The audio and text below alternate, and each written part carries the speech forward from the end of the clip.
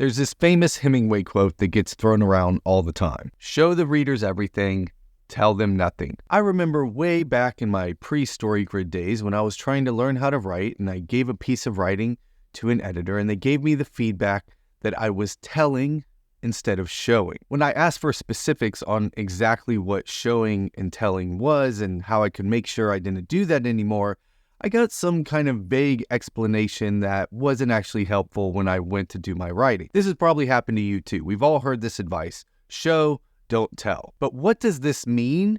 And how do you actually go about knowing when you're showing and when you're telling in your writing? In this video, I'm going to walk you through the exact method on how to know when you're showing versus telling, and I'm going to give you several examples so you can see this out in the real world. My name is Tim Grahl. I'm the CEO of StoryGrid, and I've been working with writers for over 15 years. My partner, Sean Coyne, is the creator and founder of StoryGrid, and he's a writer and editor with over 30 years of experience. Now, before we get into the nitty-gritty about showing versus telling, we got to go over something a little technical. Here at StoryGrid, we call them the three Trinity planes of perception. Once you wrap your head around these, you're going to understand clearly what showing and telling is. The first is on the surface. This is the green level. So whenever I refer to the color green, I'm talking about on the surface. Now, everything on the surface is all about our senses. It's what we can see, hear, smell, taste, and touch. This is objective reality. We are describing what is actually happening in the real world. So this is describing objective fact, what actually happened. The second one is above the surface, and we use the color red for this. And this is all about feelings, how we feel about what's happening on the surface. Fear, excitement, anger, sadness, happiness. It's the frame and lenses we see the world through. Whenever we're seeing what's actually happening in the world, this coarse feeling of I like it, I don't like it, that makes me feel scared, that makes me feel happy. This is all above the surface.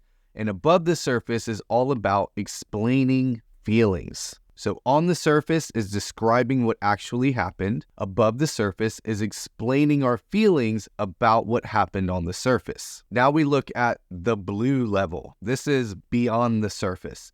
This is all about our thoughts. The thoughts that drive how we feel about what is happening on the surface. This is the model of the world that we use to understand what is going on. So whenever something happens in the world, we have immediate feelings, and those are driven by the models or thoughts about what's happening in the world. And this is clearly telling. This is when we're giving explanation and we're proclaiming and declaring thought, or we're telling the reader directly what is true. These three planes of perception are what we're going to use to know when we're showing and when we're telling. Green is on the surface. This is what actually happened, what we can sense with our five senses. Red is above the surface. This is our feelings, how we feel about what is happening on the surface. And beyond the surface, blue is all about our thoughts, the thoughts that drive how we feel about what is happening on the surface. So let me give you just a couple examples here to help you kind of lock this in and what this means. Let's imagine during this video, I picked up my water bottle and I turned around and I slammed it against my shelf, right? It would hit my books, knock them over, water would go everywhere. And if I polled the hundreds or thousands of people watching this video, you all would agree that I picked up my water bottle, I turned around and I slammed it into my bookshelf. That's the green on the surface level where you saw me and heard me actually do something, and you would all agree what I did. Now, once we get into the red part, the above the surface part, you all would have different feelings about what would happen. Some of you may be scared by what I did. Some of you may think it was funny. Some of you may be concerned for my mental health. All of you would start having different feelings about what I did, even though you all agreed on exactly what I did. Now, why would each of you be having those different feelings?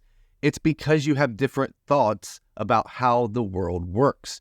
You would take what you think about me, what you think about how the world works for people like me, and that would describe your feelings about what I did. So this is how you can see that while something can objectively happen, we each have different feelings and thoughts about what would happen. Let me give you a second example. So early on in my married life, I came home early, my wife wasn't home yet, and I was looking for something in the cabinets, and I decided that the cabinets were not organized very efficiently.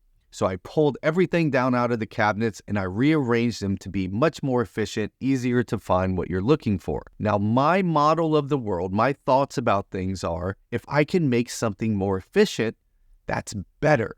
And I'm going to feel much better about how everything is going. And I feel good because I'm helping everybody that lives with me more efficiently find what they're looking for. Now, when my wife came home and she found that I had taken all of the stuff out of the cabinets, which she had arranged, and I had arranged it the way I thought was better, her thought was, he obviously thinks I don't know what I'm doing, and she got really mad about it. We both agreed on exactly what I did. I took everything out of the cabinets, rearranged it, and put it back. Now, our thoughts and feelings on that were completely different. Okay, so we've spent a few minutes talking about the green on the surface, the red above the surface, and the blue beyond the surface. How does this actually help our writing and showing versus telling? Here's how. Whenever you put the green on the page, you are showing. Whenever you are putting the red or the blue on the page, you are telling. And here's what you need to know. The vast majority of your writing should be green on the surface, just telling the reader what happened or what is happening. That's what you should be doing way more than 95% of the time in your writing.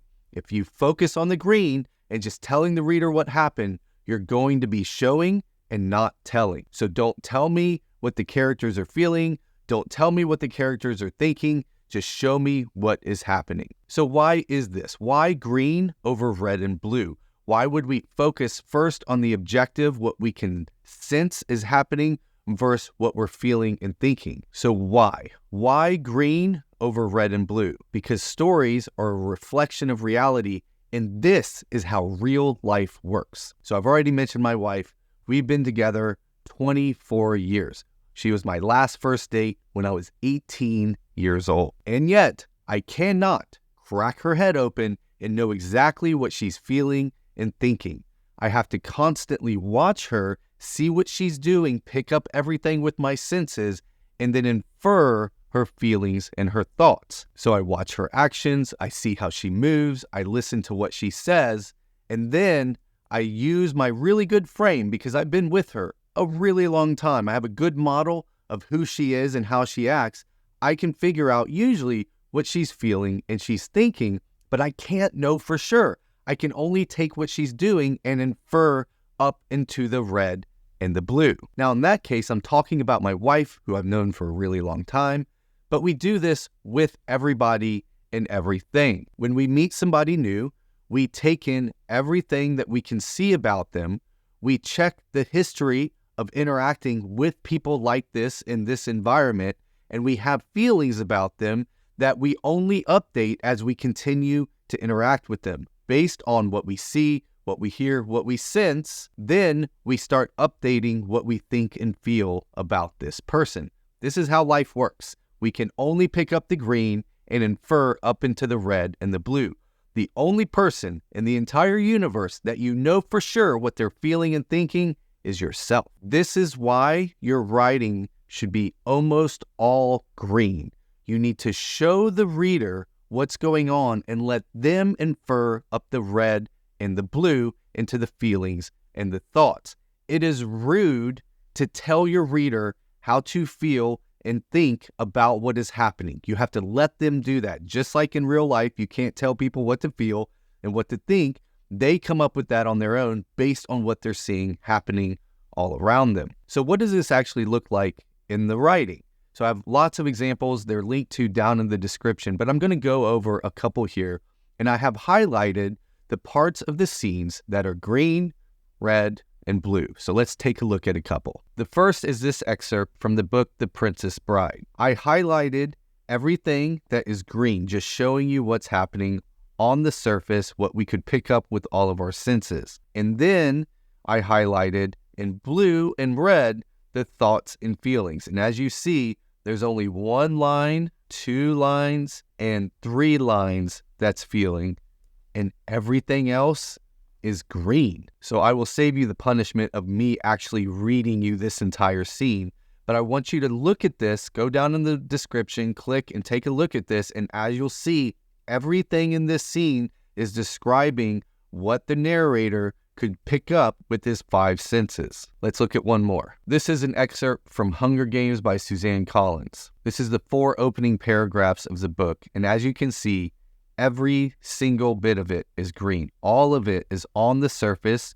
describing what can be picked up with the 5 senses. Again, I don't want to waste your time reading line by line all of these different scenes. You can go down and check them out in the description, link over to them, and you'll see how most of the writing is green on the surface. And you'll see this over and over and over when you study the books that you love to read as well. So how can you practice this? How can you actually put this into practice to make sure that you're showing and not telling, that you're focusing on the green instead of the red and the blue? The first thing you can do is just describe something mundane in your life from your day to day. Whether you're writing about getting up and getting your first coffee of the day, whether you're telling me about the drive into the work, your interaction with one of your coworkers, whatever it is, just write it down. Give me the description, the action, and the dialogue, but don't put anything in there about feeling and thoughts of the characters or you, the narrator. Just say what happens. The second way you can practice this is with your work in progress. Go ahead and continue writing your work in progress. Pick up a scene, and when you write it, only describe what can be picked up by the 5 senses. This goes for whether you're writing in first person or third person. Just describe what happened. Tell me about the description, the action, and the dialogue, what's going on with the characters, but don't put anything about their or your feelings and thoughts about what is happening. Now, here's the kicker. You still have to give you, the writer, your opinion on what is happening in your writing without directly giving your thoughts and your feelings. So how do you do that? Now, I have a whole video about this. It's called How to Unbore Your Writing, and I have a link to it down in the description. Definitely watch that one next. It'll help you figure out how to pick the right verbs, nouns, and descriptors in all of your writing to make sure you are keeping it interesting and compelling for the reader while not directly putting feelings and thoughts on the page. And of course, I'm going to keep putting out videos helping you figure out your writing, all the way from how to write a great sentence to writing a great novel. So make sure you like this video, subscribe to the channel, and hit that bell so you get notified whenever we post something new. And of course, check out storygrid.com, sign up for the newsletter, check out all of the free resources we have at storygrid.com. It's a great place to dig into everything that you can learn from us around writing. And as always, thanks for being a writer. Thanks for being a part of our community here at StoryGrid, and I'll see you next time.